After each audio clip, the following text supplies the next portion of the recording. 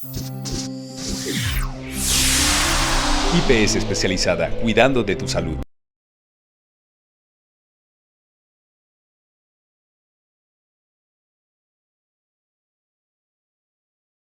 Hola, muy buena tarde para todos. A esta tarde de viernes, mi nombre es Helber Pardo, médico administrativo de la cohorte de psoriasis para el asegurador Salud Total, y para mí es un placer darles la bienvenida a una nueva sesión educativa. En esta oportunidad, en conjunto con mi compañera de cohorte, con nuestra nutricionista Mónica Cervantes, con quien le presentaremos un interesante tema el día de hoy. Hoy hablaremos sobre diabetes mellitus y la asociación con psoriasis, si es que la existe, hoy ustedes nos lo dirán. Y esta vez lo abordaremos desde un enfoque clínico y nutricional. Así que, sin más preámbulo, vamos al inicio. Es un tema que tiene muchísimas particularidades y bastantes conceptos que quizás se pueden llegar a tornar técnicos, así que espero darle la mayor claridad y que sea del agrado de todos ustedes. Entonces, vamos a iniciar. Como les decía, este es un enfoque clínico y nutricional. Por ende, en esta primera parte de la presentación, estaré hablando sobre la diabetes abordada desde este enfoque clínico, ¿cierto? Desde saber qué es diabetes, qué es glucosa, qué es insulina, ¿no? Y para qué sirve nuestro cuerpo. Si es que existe un enfoque o una asociación con psoriasis, ¿no? Es básicamente la patología de nuestra cohorte. Y luego daremos paso entonces a Mónica, nuestra nutricionista, para hacer ese enfoque nutricional, ¿no? Porque en diabetes sí que es clave sabernos alimentar. Y nos daremos cuenta que para psoriasis, pues como están tan ligadas en cierto punto, pues no es nada, no distan tanto de ello. Así que empecemos.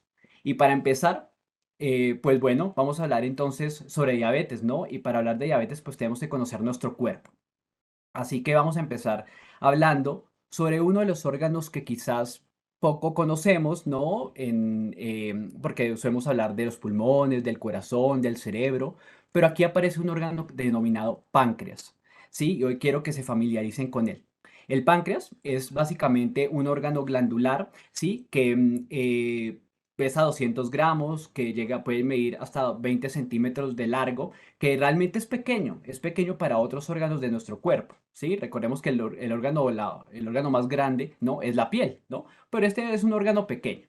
Es un órgano pequeño, pero que tiene unas funciones bastante particulares. Primero vamos a ubicarlo, ¿no? Entonces, anatómicamente está localizado en el abdomen superior, como lo pueden ver aquí en la imagen, ¿cierto? Es el rojo.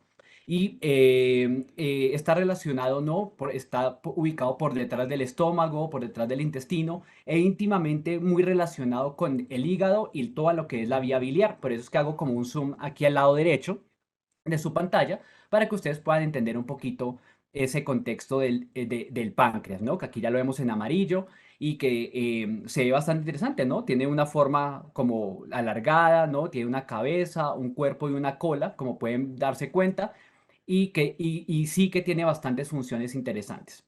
Las dos funciones básicas del páncreas hacen referencia a una función exocrina y a una función endocrina. Y esto hablamos de glándulas. Las glándulas básicamente son estos órganos que nos permiten generar algunas sustancias que van a ir a generar algún efecto. Un efecto que en el caso exocrino, esta sustancia química tiene que desplazarse a través de un conducto para llegar a ese órgano efector, mientras que cuando hablamos de endocrino, hablamos de que simplemente esa glándula libera una hormona y esa hormona va a hacer directamente en el torrente sanguíneo la función, ¿no? Eso es como la diferencia.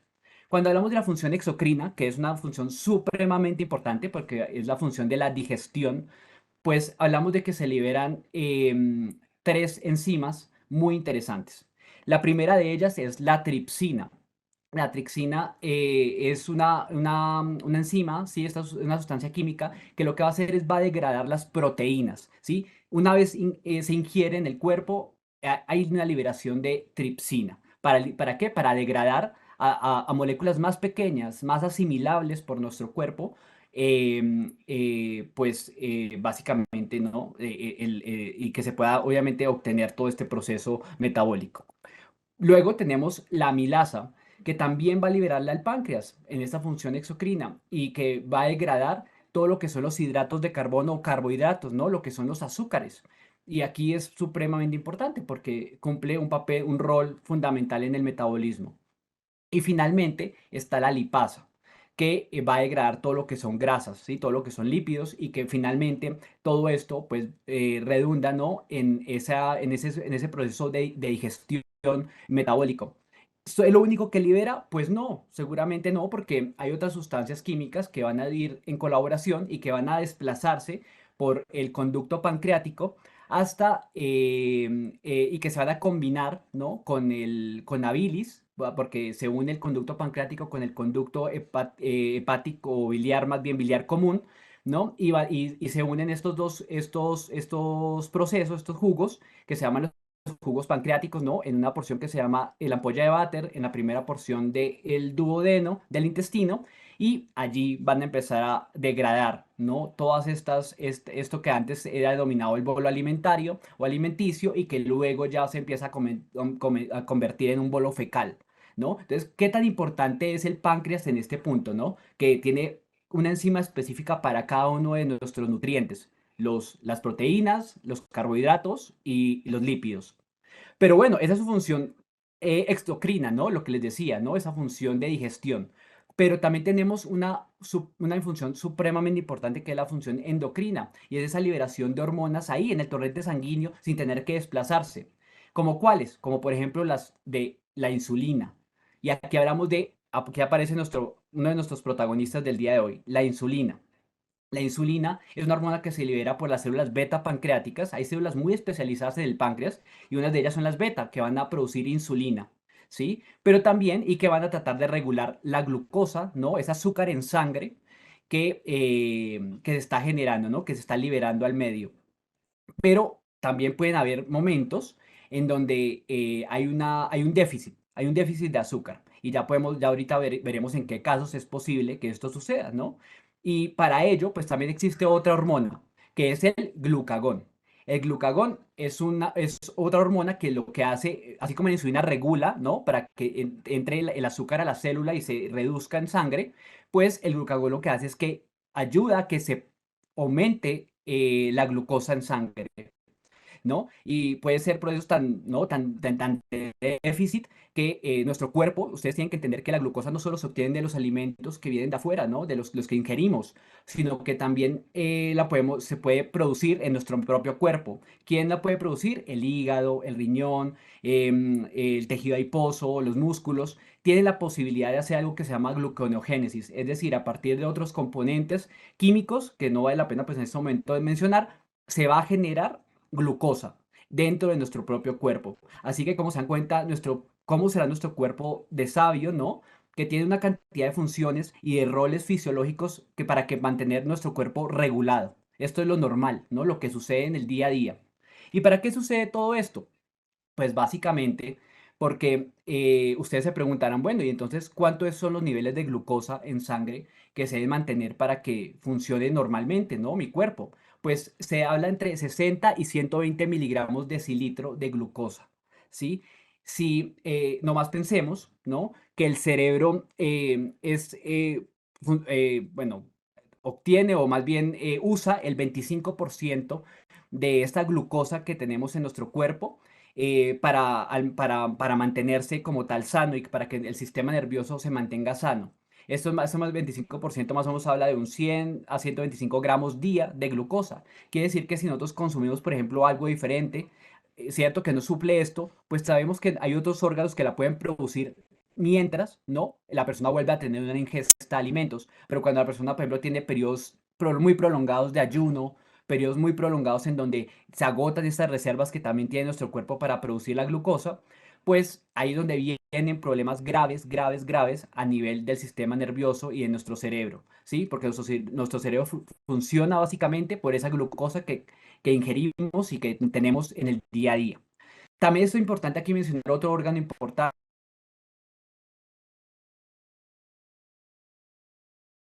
un umbral, ¿no? Él lo que hace es filtrar, ¿no? Y absorber esa glucosa para que la puedan utilizar nuestros diferentes órganos en el cuerpo, ¿no? y él tiene la posibilidad más o menos de absorber 180 gramos día, ¿no? Tanto de absorber como de filtrar. Pero ¿qué pasa? Que hay un umbral, usualmente el riñón, o más bien, usualmente a través de la orina, no se puede filtrar la glucosa. Por ende, nosotros no orinamos glucosa en un estado normal, ¿sí? Pero ¿qué pasa? Que cuando se supera ese umbral de glucosa en sangre, es tanto, tanto, tanto ese nivel, ese azúcar en sangre, que el riñón ya se devasta, ¿no? Y no es capaz de hacer un filtrado normal. Por ende, se pasan este azúcar por la orina y es lo que nosotros denominamos glucosuria, es decir, la excreción de azúcar por la orina. Y esto es muy característico de los pacientes con diabetes. Así que aquí les he hecho un poquito de un recuento de lo que es el páncreas, de lo que es la insulina, de lo que es esas otras sustancias químicas que funcionan en nuestro cuerpo y la importancia del por qué se debe mantener en un estado muy, muy regular, porque de lo contrario, todo esto, cerebro, riñón y otros órganos que ya vamos a ver, se van a alterar.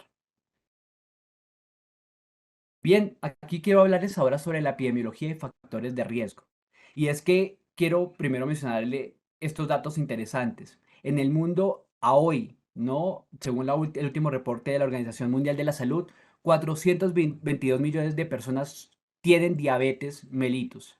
Esto es un volumen bastante alto que si lo comparamos con el número en las Américas, pues es bastante considerable. En las Américas se habla de hasta 62 millones de personas con diabetes. Esto es muchísimo. Hablemos de que Colombia, ¿no? Tenemos más o menos unos 50, más de 50 millones de habitantes y con tendencia obviamente casi a llegar a estos 60. O sea, es casi como si todo el territorio nacional, más sumado, no sé, Ecuador, otros estos países más pequeños, eh, también toda su población cursara con diabetes. Un problema de salud pública bastante, bastante complejo y bastante interesante. Creía yo que incluso así lo denominan los expertos en el tema, como un problema más que las pandemias, ¿no? Que hemos tenido, ya muchos ya conocemos hoy el término de pandemia por todo lo que pasó con COVID-19, ¿no?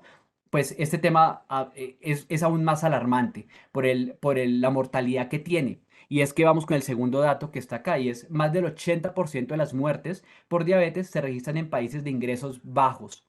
Y esto hay que tenerlo presente porque el comer mal, el tener malos hábitos, no solo alimentarios, sino también a nivel de ejercicio, de todo lo que se denomina actividad física, pues básicamente es condicionar a que nuestro cuerpo entre en un proceso de sedentarismo, que ya ahorita lo hablaremos.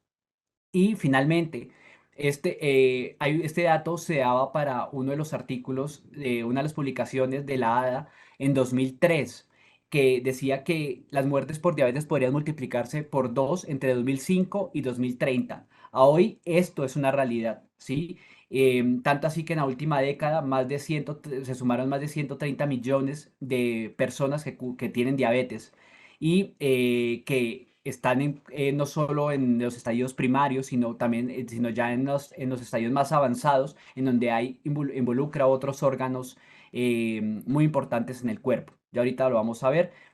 Los últimos datos, ¿no? Pues arrojan ya de ahorita de enero del 2023 de la American Diabetes Association, que es la Asociación Americana de Diabetes, o la Asociación Latinoamericana de Diabetes, pues concluyen que definitivamente ahí están estos factores de riesgo que son casi, casi que un paso antes de caer en diabetes.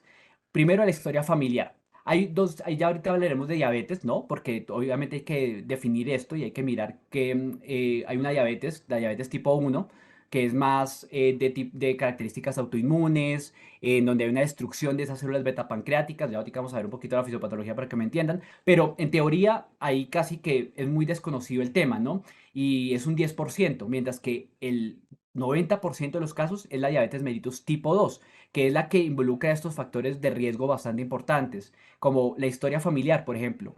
Cuando se tiene papá, mamá, hermanos, tíos con diabetes, es muy probable por genética y por autoinmunidad que la persona desarrolle diabetes durante su vida, ¿sí? Por eso es importante tener siempre claro qué personas de mi familia cursan con la enfermedad, porque es una enfermedad, como se dan cuenta, bastante frecuente.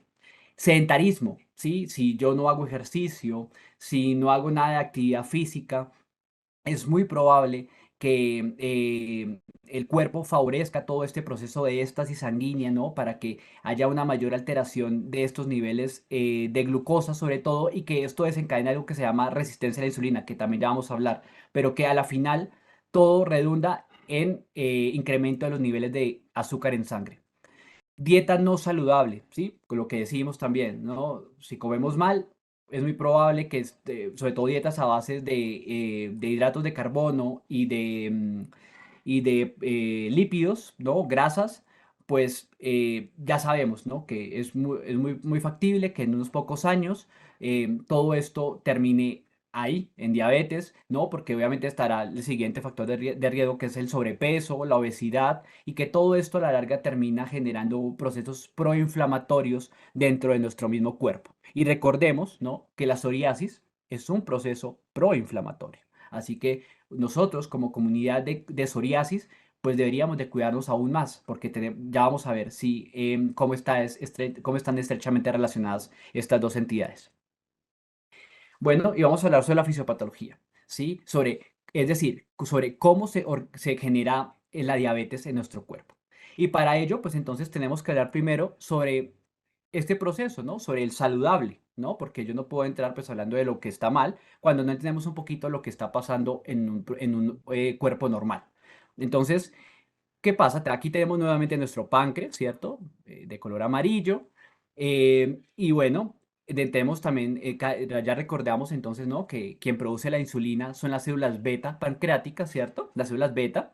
Y él va a producir insulina después de un estímulo, ¿no? Alimentario, ¿no? Se recibió un paciente, una persona empezó a comer y el cuerpo inmediatamente empieza a producir insulina a través de las células beta como estímulo, ¿cierto? ¿Y qué es lo que hace la insulina? Pues la insulina va a ir a las células, ¿cierto? A través de un receptor, se une a un receptor de la célula, ¿sí? Es como que cada célula de nuestro cuerpo, recordar que la célula es la unidad estructural y funcional más importante de todo ser vivo, y nosotros estamos conformados por millones de células, ¿no? Que permiten que se genere energía. ¿Sí? Y esa energía la utilizamos para todo en nuestra vida diaria, ¿sí? Para todas nuestras funciones vitales básicas. Por ende, es importantísimo que la célula utilice la glucosa para poder hacer esas funciones, ¿no? Y aquí entonces lo que vemos es, ¿no? Cómo esta insulina, pues que son estos triangulitos, ¿no? Van a entrar al receptor, a un receptor que está especializado para captarla, ¿sí? Y la capta, después funciona como manera de llave, ¿no? Entra la llavecita, abre la puerta, inmediatamente el canal que está apto para esto, ¿no? Aquí pues no importan los nombres, pues no es un canal que se llama LUT 4, pero no importan los nombres realmente, lo que importa es que esta llavecita que se une acá al receptor abre la puerta para que entre la glucosa desde afuera, desde la sangre, hacia la célula, ¿sí? Este es el proceso normal. Esto es lo que permite que la insulina, ¿cierto? Permita, ven, valga la redundancia, que la glucosa, ¿no? Que el azúcar en sangre entre a la célula y la célula lo pueda aprovechar en todas las funciones vitales que tenemos en nuestro cuerpo. Eso es lo que funciona en la vida real, ¿no? En la vida normal. ¿Qué pasa? Que ya veremos, ¿no? Que en la diabetes, pues algo está sucediendo de mal, ¿no?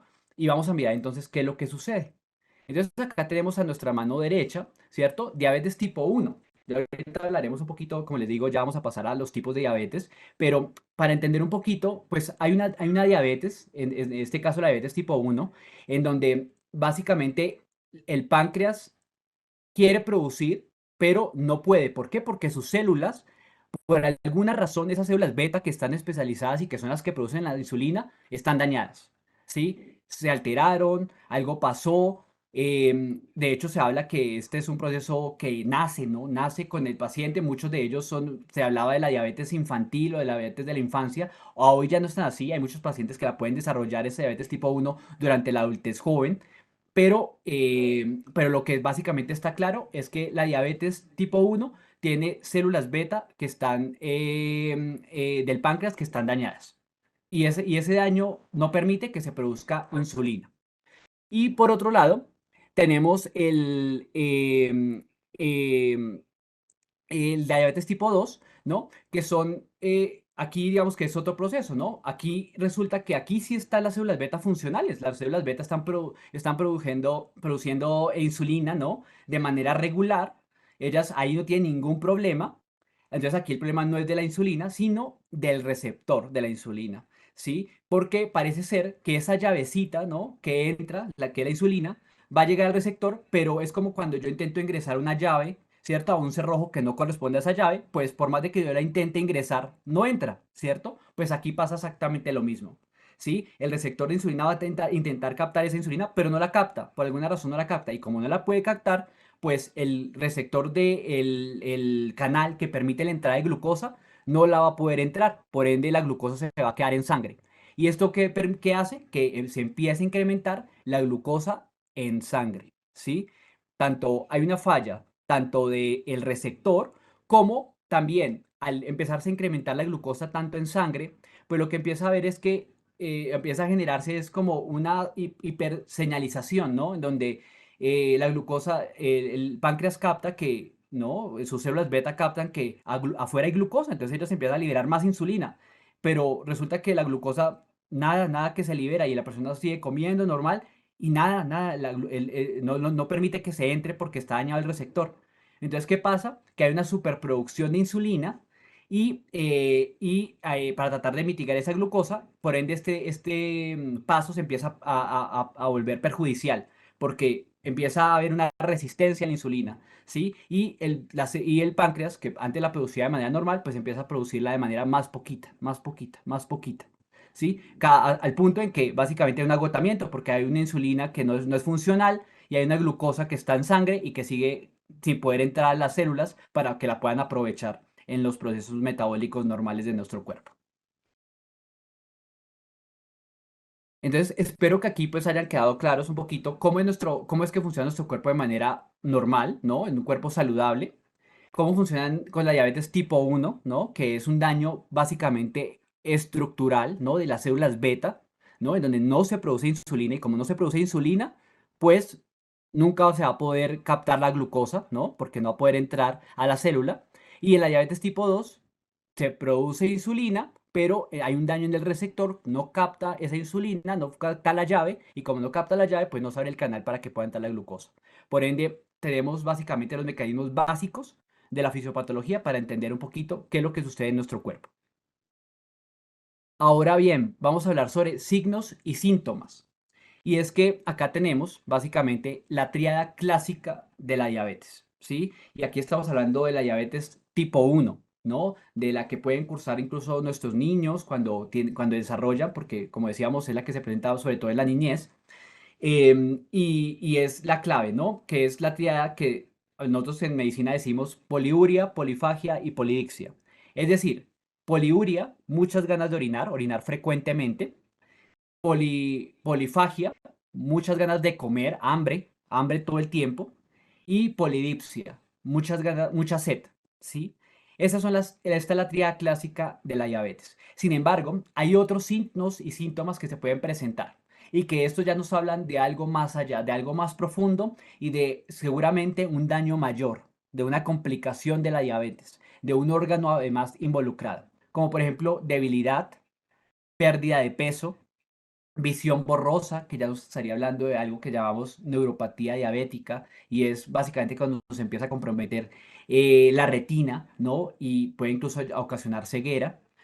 Náuseas, heridas que sanan lento, ¿no? Y aquí entonces también hablamos de ya un compromiso a nivel micro y macrovascular, ¿no? Y cómo la irrigación también está afectada porque hay un proceso de éstasis de la sangre, es decir, la sangre se satura tanto de azúcar que se vuelve, por decirlo así, espesa, ¿no?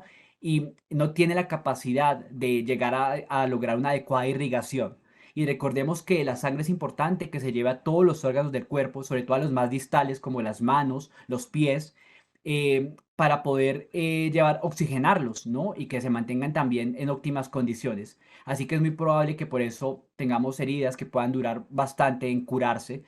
Pero también hay otro síntoma que ya también nos habla de este proceso y de compromiso nervioso. y es el hormigueo en las manos, ¿no? Esa sensación de lo que se llama neuralgia, neuropatía, ¿no? Que ya es una afectación directa de los nervios, porque no hay nada más perjudicial para los nervios de nuestro cuerpo que el azúcar, ¿sí? Que lo degrada, que los maltrata, que los daña.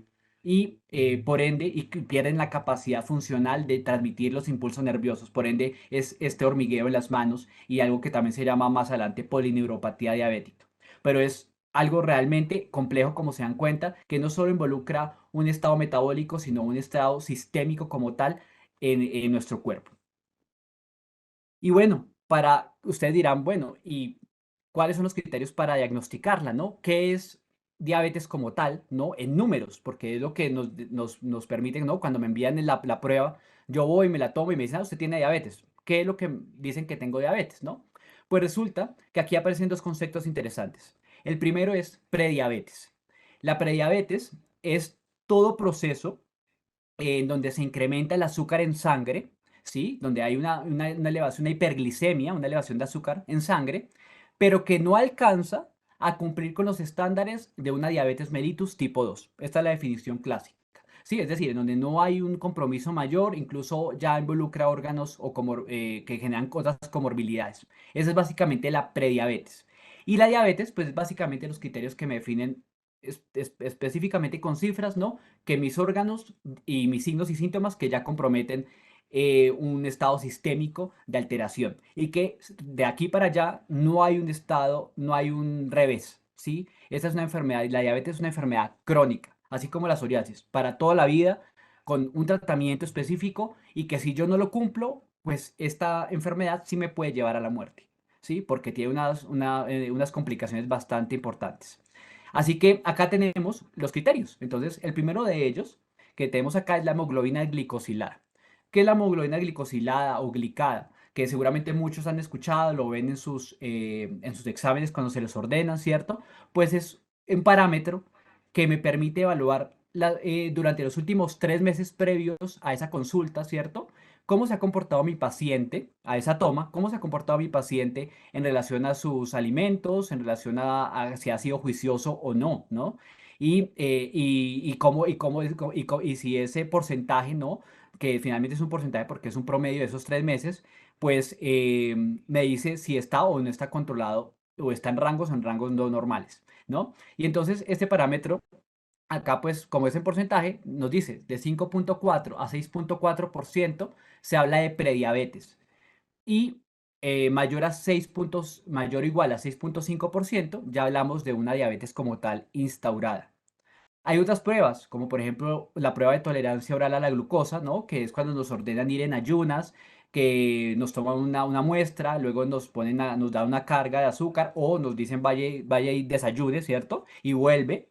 Em, bueno, pues acá también tenemos unos valores interesantes, ¿no? Porque nos dice en sangre una prediabetes se configura entre 140 miligramos a 199 y como prediabetes, ¿no? Y una diabetes ya propiamente dicha sería rangos o cifras mayores de iguales o mayores a 200 miligramos de decilitro, que ya nos dicen que el paciente tiene una diabetes. Probablemente cuando se diagnostica, sobre todo la diabetes mellitus tipo 2, como decíamos, el paciente ya tiene otros síntomas. Sí, ya quisiéramos que se diagnosticara em, pues antes de tener otras comorbilidades, pero desafortunadamente los signos y síntomas solo aparecen cuando ya el paciente tiene hipertensión arterial también, tiene una dislipidemia, es decir, una alteración también del colesterol, triglicéridos. O sea que esto es un desorden metabólico importantísimo que siempre termina por despuntar en algún lado, pero que nos empieza a dilucidar que es un paciente que se va a volver crónico en su tratamiento.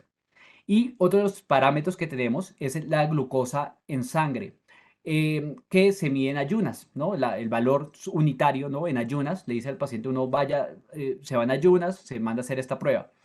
Cuando los valores están entre 100 a 125 miligramos de cilitro, es una prediabetes. Y mayor o igual a 126 miligramos de cilitro, ya consideramos que es una diabetes como tal instaurada que requiere tratamiento.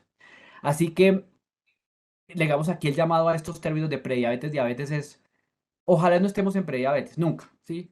Pero si llegamos a estarlo, tomen en cuenta primero todo lo que son los factores que podemos modificar, porque hay unos factores que ya no podemos modificar, como por ejemplo que se dañe, que se vayan empezando a dañar nuestros órganos. ¿sí? Lamentablemente, una vez empiezan a dañar nuestros órganos, el riñón, nuestros órganos, nuestros vasos sanguíneos, ¿no? Que se van volviendo rígidos y se van dañando todo su endotelio, todas sus paredes. Una vez empiezan a dañar, ya no hay vuelta de hoja, ¿sí? Lo que hay que hacer es tratar de mantener lo mejor preservados posibles. Así que lo ideal es no llegar a este punto, sino tratar de adoptar buenos hábitos y poder prevenir antes que ya empezar a tratar como tal la enfermedad a nivel farmacológico. Y acá tenemos entonces los tipos de diabetes, ¿no? Entonces tenemos la diabetes mellitus tipo uno, ¿no? Que vamos a hacer un paralelo entre diabetes tipo uno y diabetes mellitus tipo 2. La diabetes tipo uno aparece principalmente en niños y jóvenes, mientras que la diabetes tipo 2 supone el 90% de los casos, ¿sí? Mientras que la primera, la tipo uno aparece, es el 10%, aparece principalmente en niños y jóvenes, la tipo 2 es el 90%, o sea, es la mayoritaria, y aparece principalmente en adultos. Mientras que en la tipo uno decíamos, ¿no? Ahorita viendo la fisiopatología, que hay una escasez, hay una ausencia de la hormona denominada insulina, pues en la tipo 2 lo que vemos es que no se produce suficiente insulina porque ahí ya se ha creado una resistencia o simplemente no se puede utilizar adecuadamente la insulina de la que se dispone. ¿Por qué? Porque no está funcional esos receptores celulares. Esa llavecita, ¿no? Recuerden, la llavecita y el cerrojo que no entra, pues es básicamente eso. La diabetes mellitus tipo uno, síntomas clásicos: sed, mucha sed, muchas ganas de orinar, mucha hambre y una pérdida de peso, que es, en algunos casos, pues obviamente preocupa, ¿no? Y puede ser ese primer síntoma de alerta. Y en otros casos, en la diabetes tipo 2 pues ese es lo que les decía, no suele diagnosticarse hasta que surge una complicación o pues se detecta una hiperglicemia. Así que ahí es donde está realmente la dificultad. Y del tratamiento, diabetes mellitus tipo uno usualmente son, como es, pues no hay insulina, ¿cierto? Lo que decíamos, no hay insulina, pues el tratamiento consiste en aplicar insulina. Mientras que la diabetes mellitus tipo 2 el tratamiento básicamente está enfocado a ayudar a que mi cuerpo produzca más insulina, ¿no? O se libere azúcar, ¿no? Que logre compensar estos factores que están alterando los receptores de las células y por eso se utilizan unos que se denominamos antidiabéticos orales, es decir, por vía oral. La mayoría de insulinas son inyectadas, ¿cierto? Mientras que los antidiabéticos orales pues serían por vía oral. Y finalmente tenemos la diabetes gestacional. Sí, esa también llama bastante la atención porque es uno de esos tipos de diabetes que, pues, o sea, usualmente la persona no lo conoce mucho por, pues, porque solo se presenta durante esta etapa, ¿no? Entonces, aquí vale la pena mencionar, pues, que hay diferentes factores de riesgo, ¿no? Para desarrollarla. Es una diabetes que solo aparece durante el embarazo y que se espera que desaparezca después del embarazo, pero resulta que hay unos factores que predisponen a que realmente aparezca, como por ejemplo tener antecedentes de familiares de diabetes mellitus, ¿sí? Si ya tengo mamá, papá, hermanos, primos, tíos que tengan diabetes, es muy probable que a mí me pueda generar durante un embarazo una diabetes gestacional, o sea, me pueda desencadenar uno de estos niveles altos de azúcar en sangre. Haber tenido diabetes gestacional en embarazos previos, ¿no? Si ya antes la señora ha tenido embarazos previos con diabetes y ha cursado con diabetes, pues es muy probable que en el siguiente también vuelva a tener este problema. Así que es solo cuestión de mirar.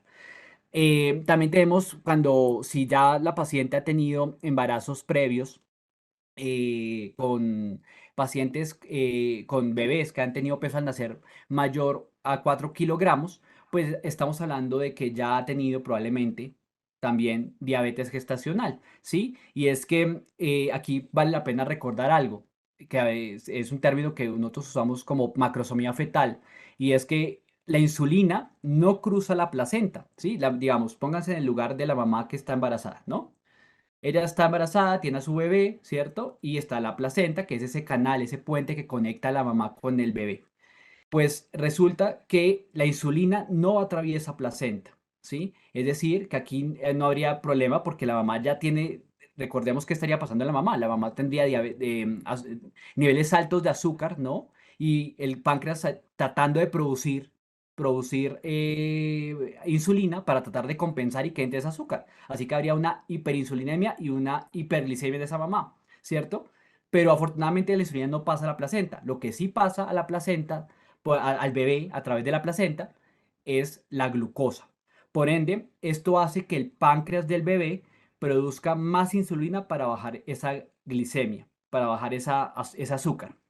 Esto es bastante grave porque este exceso de energía se almacena como grasa. Y esto es lo que hace que el bebé se vuelva, ¿no? Macrosómico, se vuelva muy grande, ¿no? Y obviamente, pues para la edad gestacional del bebé, ¿no? De la mamá, pues no es lo adecuado, por lo cual puede ser un parto difícil, muy arriesgado y puede llevar pues a consecuencias muy graves que ahorita las vamos a mencionar. La obesidad, ¿no? Una mamá que antes de embarazarse ya es obesa y queda en embarazo, pues tiene un alto riesgo de que curse con diabetes durante el embarazo. O que ya ha tenido antes un tamizaje alterado de diabetes, ¿no? Por ejemplo, un estado de prediabetes, ¿no? Unos valores que no eran diabetes propiamente, pero ya le habían salido alterados. O sea, no venía bien metabólicamente controlada esta paciente, pues es muy probable que durante el embarazo la desarrolle. Así tenemos complicaciones entonces para la mujer, dificultades en el parto, preeclampsia, un coma diabético, desarrollar diabetes tipo 2 después incluso del embarazo. O sea, una vez acá el embarazo tiene más factor, más posibilidad de que la diabetes se le perpetúe y desarrolle una diabetes ya mellitus tipo 2 propiamente en esa mamá. Y para el bebé, las complicaciones, pues esa macrosomía fetal, ¿no? Que a la larga pues lleva a que se den unos estados de alteración metabólica como una hipoxia, es decir, una falta de oxigenación, una hipoglicemia, o sea, es decir, un desequilibrio en el azúcar incluso del mismo bebé, ¿no? Malformaciones en el feto y lo más desastroso que podría pasar en este panorama, que haya una muerte fetal a causa de la diabetes gestacional. Por eso es que es tan importante cuidarnos, porque hasta en estos casos de diabetes, de embarazo, pues también puede llegar a afectar bastante a la mujer en este sentido. Y las complicaciones de la diabetes mellitus, pues el 50% de los pacientes con diabetes mellitus tipo 2 tienen complicaciones en el momento del diagnóstico. Quiere decir que casi que en el diagnóstico ya todos los pacientes están bastante complicados. Esto es muy grave, muy grave, porque miren las complicaciones que se desatan de esto. Retinopatía diabética es la primera causa de ceguera en adultos. Es cuando el azúcar está tan alto que empieza a destrozar los nervios que van hacia la retina y ya empieza a comprometer ya como tal la visión. La nefropatía diabética es la primera causa de insuficiencia renal terminal. ¿Sí? Los pacientes terminan casi todos en diálisis y con un daño estructural de su filtración, ¿no? Por eso es que ya no puede filtrar y toca entrar en este proceso alternativo que es la diálisis. Neuropatía diabética, ¿sí? Primera causa de amputación no traumática. Por ende, es cualquier persona que tiene estasis sanguínea, ¿no? Que se golpea con en la punta del dedo, ¿no? Y tiene diabetes ya bastante complicada, no se está cuidando, no tiene un buen tratamiento. Es muy probable que toque, que se necrose, es decir, que haya tejido, muerte de tejido celular, ¿no? Y que toque amputar el pie, la pierna, hasta donde llegue. Por eso es que es tan importante que una persona que tiene diabetes, que llega a presentar alguna caída, algún golpe importante, que empieza a ver que hay cambios, inmediatamente no se debe demorar en ir a urgencias, porque a veces cuando llegan ya es demasiado tarde para hallar una solución. Y por último, tenemos que de 8 a 10 individuos con diabetes muere por enfermedad cerebrovascular. Es decir, tenemos pacientes que lamentablemente ya empiezan a padecer enfermedad coronaria, ¿sí? Un infarto, un evento cerebrovascular tipo ACV ictus, ¿no? Y que obviamente esto hay un incremento de la mortalidad entre 2 a 4 veces por enfermedad cerebrovascular y ACV. Eso es clave para que lo tengamos presente. El tratamiento, como vemos, aquí están los 5 pilares. No solo es medicamento, sino también es dieta adecuada y control de calorías, realizar ejercicio y principalmente revisiones periódicas con el médico. Acá por mencionar solo, ¿no? Pues, las posibilidades que hay, insulinas, ¿no? Siempre hay, para diabetes tipo 1 siempre hay insulinas de acción rápida, acción corta, intermedia, prolongada, se suelen usar en conjunto para tratar de abarcar el mayor rango del día, ¿no? Con las diferentes ingestas de alimentos y que se pueda controlar el azúcar. Y en antidiabéticos orales, pues sobre todo en la diabetes mellitus tipo 2, las más usadas, la glibenclamida, la metformina, que seguramente muchos de acá sí lo tienen, conocen, ¿no? Y que buscan es lograr que haya una mayor liberación de insulina a largo plazo y que haya una menor producción hepática de glucosa, ¿no? Pues para tratar de controlar, de mitigar estos procesos, ¿no? Ahora bien, vamos a pasar con psoriasis y diabetes mellitus en esa asociación. Y para eso les hago la pregunta, ¿será que sí? ¿Será que sí tenemos, sí hay asociación entre psoriasis y diabetes? Pues resulta que les traigo este estudio, es del 2018, de el profesor Gelfand de la Universidad de Pensilvania, que hace un estudio bastante interesante en relación a comparar 8.124 pacientes con psoriasis del Reino Unido versus 76.599 pacientes que no tienen psoriasis y que fueron seguidos durante 4 años estos pacientes. Hace una comparación, es un estudio prospectivo, comparativo, que lo que hace es que muestra dos poblaciones, con psoriasis y sin psoriasis.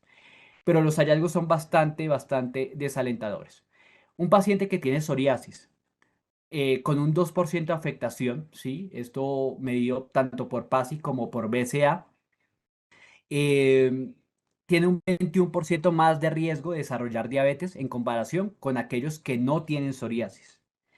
Y lo más grave aún, miren el siguiente dato. Psoriasis, pacientes que tienen psoriasis con un 10% de afectación, más o menos un promedio de los pacientes que podríamos tener aquí en la cohorte, ¿no? Que están en un estadio moderado. El 64% de ellos tienen riesgo de desarrollar diabetes. Más del 50% de la población está en riesgo de padecer diabetes. Esto es muy grave, porque quiere decir que aquí encontramos claramente la relación en por qué nuestros pacientes en la cohorte de psoriasis, además de psoriasis, están obesos, tienen sobrepeso, tienen diabetes, tienen hipertensión arterial, dislipidemia, es decir, es una configuración de un síndrome metabólico eh, por solo tener psoriasis y su afectación. Y ahora ustedes van a decir, bueno, ¿y por qué? ¿No? ¿Por qué es que entonces nosotros somos más propensos a padecer diabetes?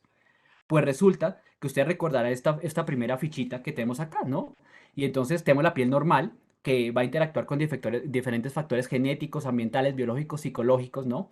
Y que recordar que nuestros queratinocitos, las células que están en la piel, pues se renuevan cada 30 días, pero que cuando estos factores empiezan a incidir como estresores, ¿cierto? En nuestra piel, pues hace que pase de 30 días a renovarse cada 7 días, lo que hace que se lleve a un proceso de aumento de células cutáneas, que haya un proceso inflamatorio y que hace a que se desencadene una cantidad de células inmunitarias que van a tratar de mediar ese proceso inflamatorio. ¿Qué es lo que ellos están mediando básicamente? Pues que es a tratar de controlar, ¿no? Ese crecimiento, ese crecimiento exponencial de células que no son, que nos sirven, ¿no?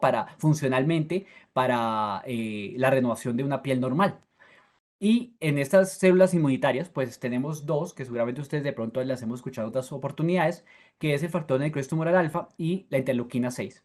Resulta que estas dos, justo estas dos que acabo de mencionar, factor de necrosis tumoral alfa, interleuquina 6, pero también aquí intervienen otras como las 12, la 17, que de pronto han escuchado por sus tratamientos, pues lo que hacen es que generan resistencia a la insulina y además aterogénesis, es decir, que no permiten que la insulina actúe como debe actuar para contrarregular la glucosa y además promueve que se formen placas de ateroma, es decir, placas de grasa en nuestros vasos endoteliales, en nuestros vasos sanguíneos, que van a llevar a que se promueva el crecimiento, los infartos, a que se promuevan los ACVs, ¿no? Y todo lo que tiene que ver con factores cardiovasculares.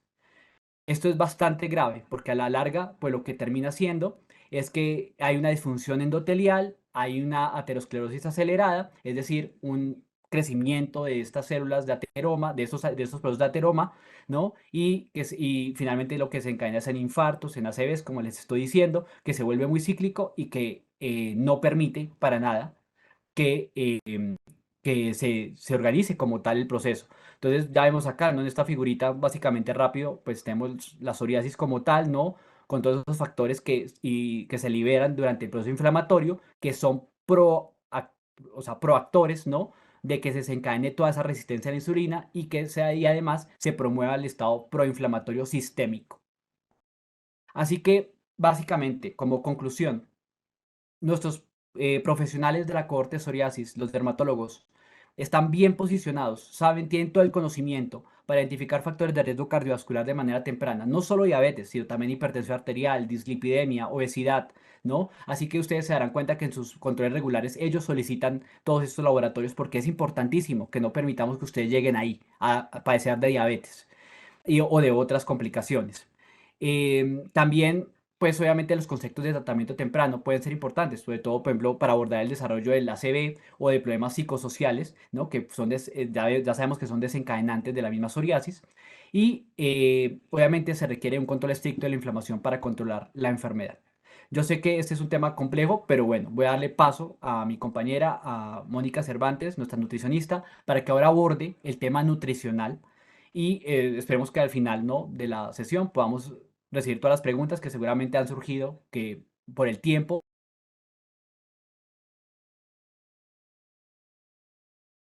Así que, Moni, adelante. Gracias, Doc. Buenas tardes a todos los que nos están acompañando en la charla del día de hoy. Quizás nos alejamos un poquito del tema de la psoriasis, pero no tan lejos nos fuimos porque la diabetes forma parte de las enfermedades metabólicas, también llamadas comorbilidades asociadas también a la psoriasis, al sobrepeso y a la obesidad. Bueno, iniciemos con el tratamiento nutricional de la diabetes, pero antes de irnos para el tratamiento como tal, me gustaría volverles a definir el término de diabetes.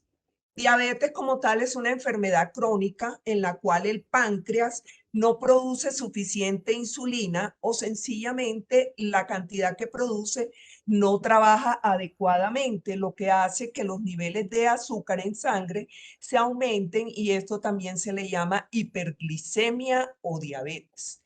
Digamos que es crónica porque es de evolución lenta y también es una enfermedad sistemática porque, como ya el doctor Gelber lo dijo, termina atacando ciertos órganos de nuestro cuerpo, ¿verdad? La hiperglicemia de la diabetes, como lo vemos aquí, también se termina relacionando con el daño a largo plazo de varios órganos, en particular los ojos, los riñones, el sistema nervioso, corazón, vasos sanguíneos, y termina produciendo en ellos complicaciones. La diabetes tipo 2, también llamada diabetes mellito tipo 2, se ve afectada por factores de riesgo que el doctor Helber también mencionó, como son la genética, la obesidad, la edad, antecedentes de diabetes gestacional, estilo de vida sedentario, también el tabaquismo, el alcoholismo. Digamos que por esto lo que es la suspensión del tabaco, del consumo de bebidas alcohólicas, reducción del peso, descenso de los niveles de presión arterial, tratando de disminuir el consumo de sal en nuestras comidas, así como modificando los distintos estilos de vida, sobre todo el sedentarismo, son factores de riesgo que en un momento dado debemos modificar. Ahora sí, vayamos al manejo nutricional de la diabetes como tal. Bueno, digamos que el manejo nutricional de la diabetes está más que todo encaminado no a establecer dietas restrictivas, sino hábitos saludables que puedan perdurar en el tiempo y que en su momento nos ayuden a modificar ciertos conceptos que año tras año se han venido mencionando y que hoy por hoy se han sido modificados. Hoy día no se habla de dieta y menos de dietas restrictivas, sino se habla de hábitos saludables. Digamos que las dietas son a corto plazo porque nadie vive toda una vida con una dieta, ¿sí? La alimentación saludable en su momento no habla de restricciones, sino de una comida saludable y placentera. Se debe mejorar la composición corporal. Se debe quitar esa obsesión todo el tiempo del peso que tenemos encima, ¿sí? Y más bien tratar de disminuir la cantidad de tejido adiposo que tenemos, transformarlo en tejido magro o tejido graso. Digamos que desde el punto de vista metabólico, la masa magra o el músculo es mucho más activo. El hecho de tener aumentado el tejido adiposo o el tejido graso en su momento, este se asocia con las comorbilidades o la presentación de enfermedades que se pueden anexar en su momento a la diabetes. Hay que dejar de hablar de calorías, ¿sí? Y revisar más bien la calidad y cantidad de los nutrientes que estamos comiendo diariamente. ¿Cuáles son nuestros requerimientos, no tanto de nutrientes, sino requerimientos calóricos que debemos tener o debemos consumir diariamente para tener un adecuado estado de salud? Aquí les coloqué tratamientos hay para todas las enfermedades. No, Doc, devuelve tu momentico. Gracias. Existen tratamientos dietéticos para todas las enfermedades, ya sea para la glucemia, para las hipertensiones, para el colesterol, pero como ya les enuncié, la idea no son dietas restrictivas, sino hábitos saludables de alimentación, que en su momento nos ayuden a llevar patrones de alimentación estables y saludables que perduren en el tiempo. ¿Cómo debe ser la alimentación? La alimentación debe ser sana, sin sentimientos de culpa. No debemos comer con sentimientos de culpa. Hay que tratar de dejar de comer en modo piloto automático, empezar a alimentarnos de manera consciente, ¿sí? Aprender a identificar cuáles son realmente las necesidades individuales y energéticas que nuestro cuerpo necesita diariamente. Listo, Doc, gracias. El otro. En su momento el doctor Helber habló de esto, quizás algunos términos los van a volver a escuchar, pero quise volver a denunciar esto. ¿Por qué? Porque vamos a hablar también del nutriente carbohidrato. Cuando ingerimos un alimento, digamos que este es digerido, absorbido y transformado en nuestro tracto digestivo y se transforma en azúcar, digamos que en energía para que nuestro cuerpo pueda funcionar de manera adecuada. Pero de todos los nutrientes que consumimos diariamente en la alimentación, el carbohidrato es el nutriente que más afecta la glicemia. Digamos que el carbohidrato pertenece a la familia de nutrientes en donde el principal componente es la glucosa, y esta glucosa es la que ayuda a aumentar los niveles de azúcar en sangre. El 95% de los carbohidratos que consumimos en nuestra dieta se convierte en azúcar al llegar al torrente sanguíneo. Una vez el páncreas detecta este aumento de glucosa en sangre, enseguida empieza a liberar a través de las células betas del páncreas la famosa insulina, que es la que ayuda a nivelar la azúcar en sangre, ¿verdad? Lo que el doctor Helber dijo en su momento, que la insulina actúa como una llavecita que permite abrir las puertas de cada tejido para que sencillamente esta glucosa entre a las células y se pueda estabilizar. En el caso de la diabetes o de la hiperglicemia, esto no suele pasar. Por eso el azúcar que se queda circulando en el torrente sanguíneo se aumenta, y es así como vienen los episodios de hiperglucemia o de diabetes por azúcar aumentada en sangre. Listo, Doc, gracias. La siguiente. ¿Cómo debe ser la terapia médica nutricional en pacientes con diabetes? Sencillamente se dice que el tratamiento de la diabetes debe tener una educación continua que le permita al paciente no solamente conocer, sino entender su enfermedad para poder llevar a cabo todos los autocuidados que requiere a la práctica y mantenerse sano y sin complicaciones. Se deben establecer patrones de alimentación saludable. Perdón, un minuto. Se deben distribuir los alimentos en el plato el número de veces que debamos comer en el día. Se deben establecer horarios de consumo de alimentos, así como la cantidad y calidad de nutrientes que debemos consumir diariamente. El plato de alimentación debe ser individualizado, así como el tratamiento del paciente debe ser de manera individual y personal. ¿Por qué? Porque lo que me sirve a mí puede que no le sirva a la otra persona. Todo depende de la sensibilidad a la glucosa que tenga esa persona hacia determinado alimento. ¿Cómo deben ser las comidas? Deben ser ricas, placenteras, libres de restricciones innecesarias. Antes se decía que un paciente diabético no debía comer ciertos alimentos. Lo que se debe hacer hoy en día es trabajar al paciente de forma individual, escogiéndole los alimentos que cumplan con las necesidades energéticas y nutricionales, teniendo en cuenta la calidad y la cantidad de los nutrientes que la persona está consumiendo diariamente, cómo los está preparando, cómo los está combinando para reducir el índice glucémico o el efecto que estos alimentos tienen sobre la glucosa después que lo consumen. La otra, Doc, por favor. Se deben evitar restricciones y desperdicios de alimentos al momento de comer.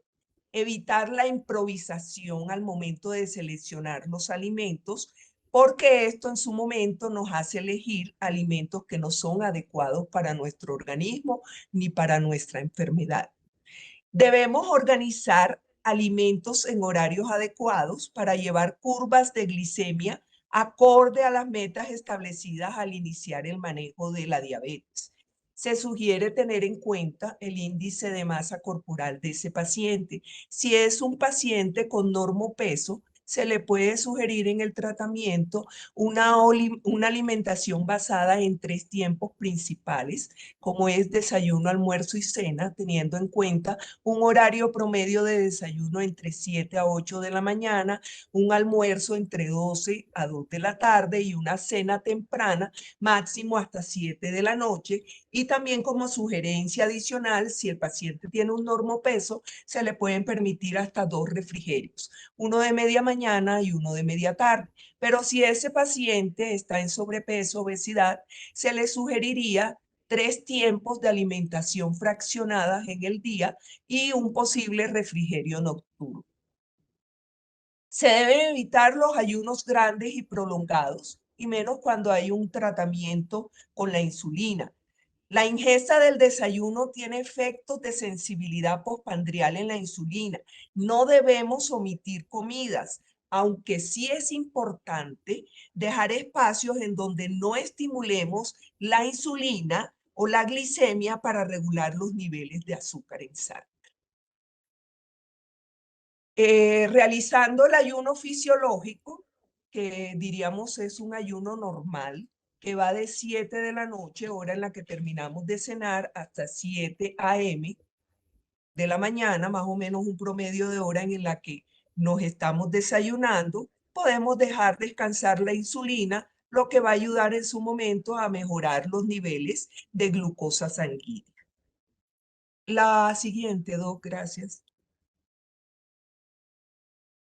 Cuando comemos constantemente, digamos que la insulina y la glicemia se empiezan a aumentar en sangre, favoreciendo las comorbilidades que están muy relacionadas con la diabetes.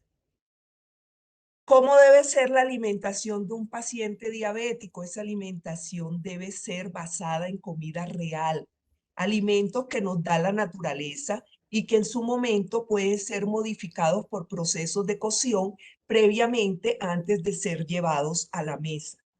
Se debe aumentar el consumo de alimentos sin procesar o sencillamente mínimamente procesados y quitar aquellos alimentos ultraprocesados que en su momento contienen sustancias conservantes, sustancias químicas, como también son los aditivos, los colorantes, los azúcares, las grasas trans y pocos ingredientes naturales, ya que en su momento nos van a ayudar a aumentar la glucosa y hace que la insulina no se regule de manera adecuada en nuestro organismo.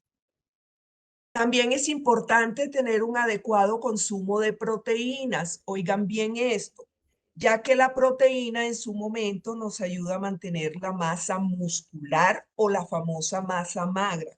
Cuando no consumimos la cantidad de proteínas adecuada, hay una disminución en nuestro cuerpo de masa muscular, lo que produce una sarcopenia. La sarcopenia es lo que acabé de decir, disminución de la musculatura o de la masa magra. Se presenta fragilidad, pérdida de la fuerza muscular en nuestro cuerpo. Y cuando se baja el rendimiento físico, sencillamente se aumenta la fragilidad, llegándose a una pérdida de peso que trae consigo un agotamiento, trae consigo debilidad, lentitud al caminar, bajo nivel de actividad física y aumenta el riesgo de fracturas en nuestro cuerpo. La otra, Doc, gracias. Normalmente, la sarcopenia, que es la pérdida de musculatura, puede relacionarse con la obesidad, teniendo exceso de tejido adiposo y habiendo una disminución del tejido magro o del tejido muscular, definiéndose, como ya lo dije, sarcopenia o sencillamente desnutrición oculta. Esta falta de masa muscular puede aumentar la inflamación como tal de la enfermedad en el organismo. El riesgo de otras enfermedades, no, la anterior, Doc. El riesgo de otras enfermedades altera el sistema inmune y complica la diabetes. Por eso es importante que dentro de la alimentación se dé un adecuado aporte de proteínas y en condiciones especiales este aporte se puede dar a través de suplementos proteínicos por vía oral. Ahora ha sido la siguiente. Las proteínas en el paciente diabético ayudan a retrasar la absorción de los carbohidratos, por lo que se sugiere que haya una combinación en el consumo de almidones o de también llamadas harinas con proteínas, ya sean de origen vegetal, que son las leguminosas, o las proteínas de origen animal, que son las carnes, lácteos derivados y los huevos. El aporte de carbohidratos complejos debe ser en cantidades controladas. Estos se deben aportar a través de cereales integrales, como el arroz, el pan integral, la avena, o a través de vegetales almidonados como la papa, la yuca, el ñame, también a través de frutas y granos enteros como el trigo, el maíz, la cebada, el arroz, el centeno y a través de las leguminosas. Se recomienda tener en cuenta la cantidad y calidad del índice glucémico, ¿sí? Y la carga glucémica de los carbohidratos que consumimos. Por ejemplo, el aporte glucémico de un pan blanco es mucho mayor al aporte glucémico que nos da un pan con fibra o un pan integral. ¿Qué es aporte glucémico o qué es carga glucémica? Sencillamente es la rapidez con que el alimento que consumimos eleva los niveles de glucosa en sangre. La carga glucémica de un alimento puede ser alta cuando el aporte glucémico es igual o mayor a 20 kilocalorías. Es media cuando el aporte glucémico es entre 10 y 19 kilocalorías y es baja cuando el aporte glucémico es menor a 10 kilocalorías. La siguiente, Doc. Perdonen un minutico y tomo un poquito de agua.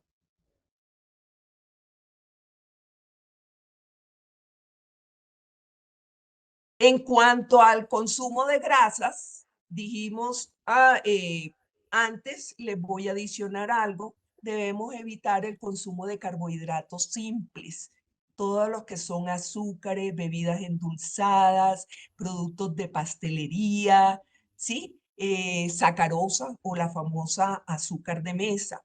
Digamos que en su momento ya hemos hecho la división de que los carbohidratos se clasifican en carbohidratos simples, que son las azúcares, están la fructosa, está la lactosa, está la sacarosa y los carbohidratos complejos, comúnmente llamadas como almidones o harinas. ¿Sí? En el caso de lo que les acabé de mencionar, forman parte de los carbohidratos complejos, que son las azúcares, los yogures enteros, los productos de pastelería, todo lo que son las bebidas endulzadas, ¿sí?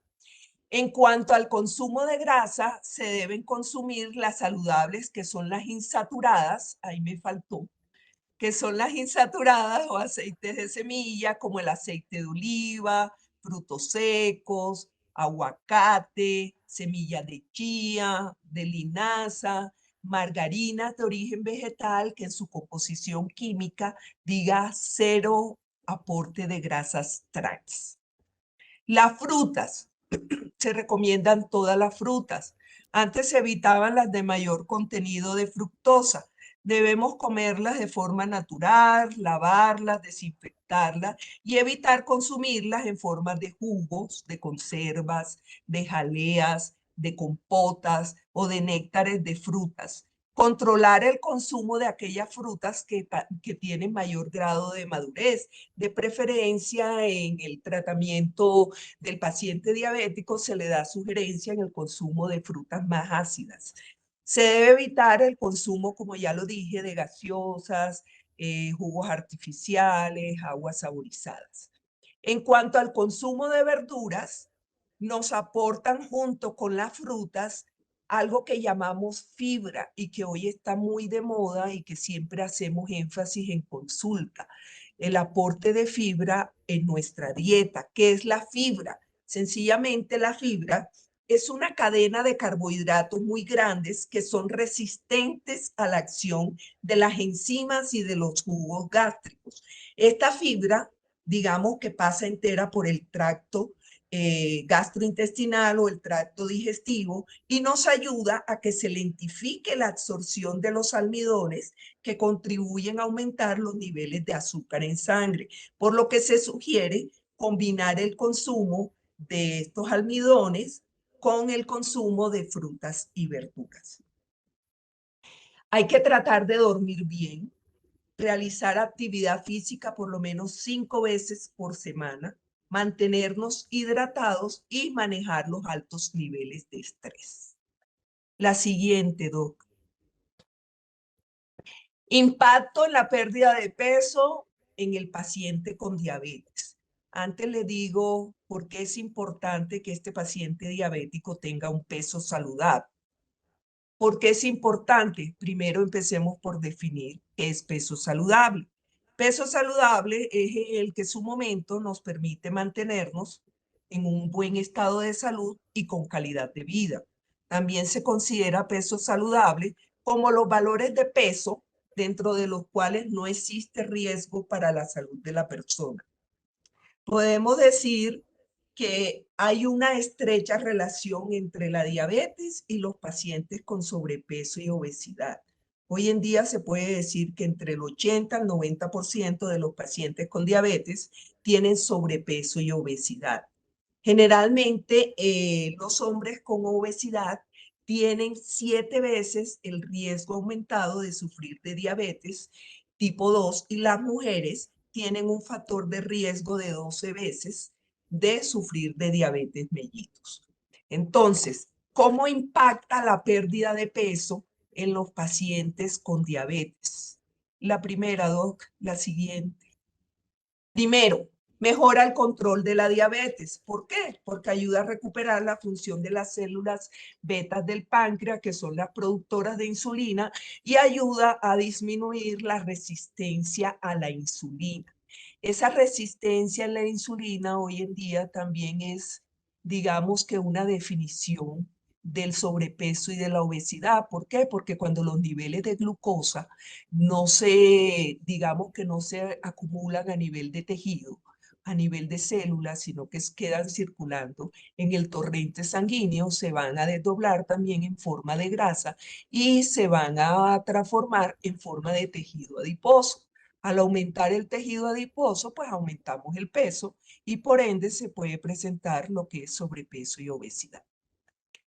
Hay una reducción de la hemoglobina glicosilada al perder el peso, miren, de 0,0% por cada kilogramo de peso que reduzcamos, ¿verdad? Entonces, en su momento, el bajar de peso va a mejorar los controles del azúcar en sangre. La siguiente, puede lograr la remisión de la diabetes. Empecemos por decir que es remisión.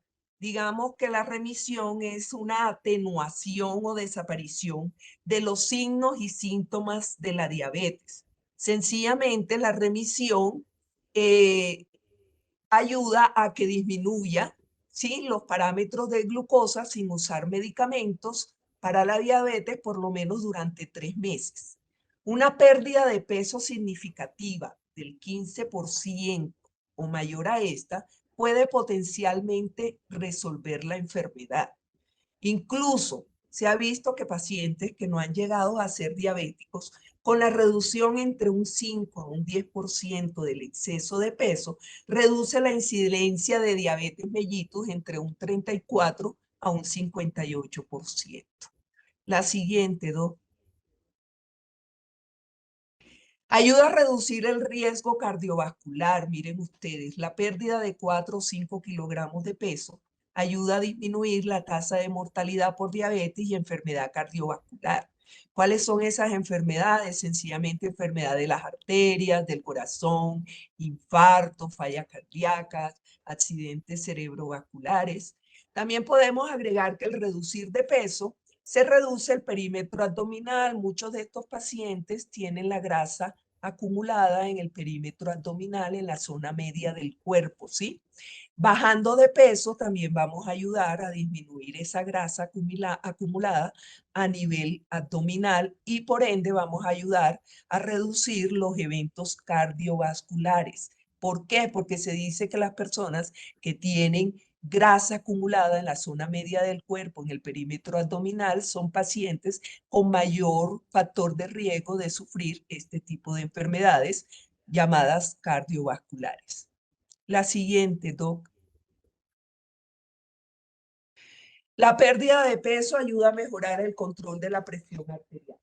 Muchos de estos pacientes tienen como patología asociada a la diabetes también la hipertensión, ¿sí? Entonces, una pérdida de peso del 5 al 10% ayuda a disminuir la presión sistólica arterial, que es la presión alta. Siempre hay dos valores, la sistólica y la diastólica. La disminución de 1 kilogramo de peso se asocia con una disminución de aproximadamente 1 milímetro de mercurio en la presión arterial sistólica. La siguiente, mejora el control del perfil lipídico. La pérdida de peso favorece la disminución de los triglicéridos. ¿Qué son los triglicéridos? Es un tipo de grasa que se almacena a partir de los carbohidratos o del exceso de reservas energéticas. También ayudan a disminuir el colesterol LDL, que es el malo, y se aumenta el colesterol HDL, que es el bueno. Por cada kilogramo de disminución de peso corporal hay una disminución de 0,7 miligramos por decilitro de colesterol LDL y una disminución de 1,3 miligramos por decilitro de los triglicéridos. Siguiente, Doc. Gracias. Ayuda también la pérdida de peso a disminuir la polifarmacia.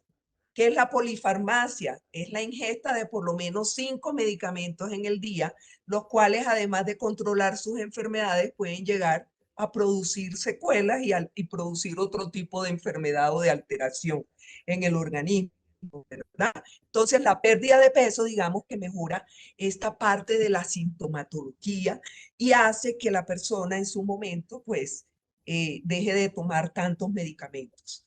En la medida en que podemos disminuir el consumo de medicamentos, se mejoran otras complicaciones.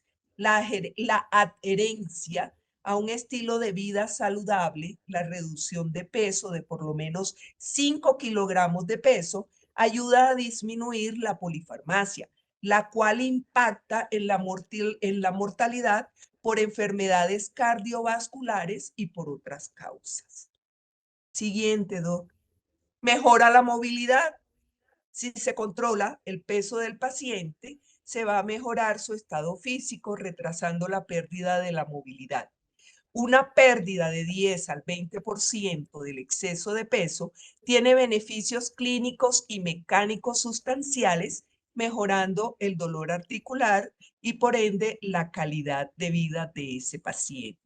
Sabemos que muchos de estos pacientes con diabetes llegan a exceso de peso y este exceso de peso deteriora las articulaciones de la rodilla, cadera, a nivel lumbar, produciendo intolerancia a los ejercicios.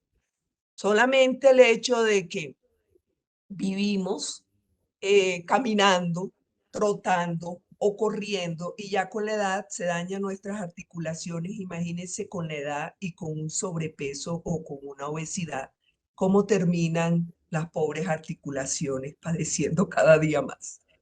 La pérdida de peso también ayuda a mejorar la vida sexual de las personas. Digamos que este es un tema tabú del que poco se habla en consulta y menos en consulta nutricional, pero se dice que la pérdida del 10% de peso se asocia significativamente con mejoras de la calidad de la vida sexual de ese paciente.